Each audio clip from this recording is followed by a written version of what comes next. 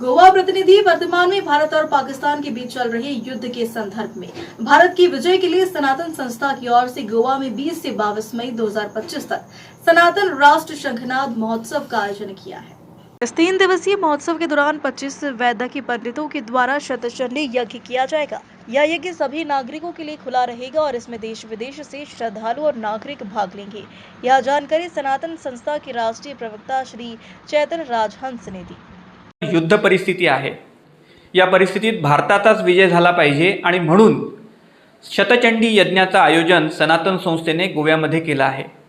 20 मे ते 22 मे या कालावधीमध्ये हा शतचंडी यज्ञ होणार आहे। आपल्या सगळ्यांना माहिती आहे की भारत माता ही दुर्गा स्वरूप आहे आणि दुर्गेची उपासना एक आध्यात्मिक अनुष्ठान म्हणून शतचंडीच्या रूपात येथे केली जाणार आहे।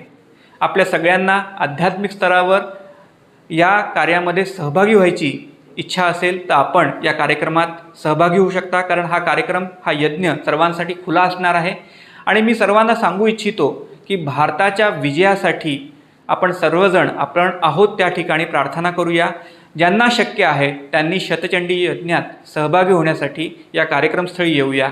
मी सर्वांना आवाहन करतो की भारताचा विजय झाला पाहिजे, आपल्या सगळ्यांच्या प्रार्थना त्या देवतेपर्यंत पोहोचल्या पाहिजेत। एवढंच आपण करूया। आपल्या सगळ्यांना नमस्कार।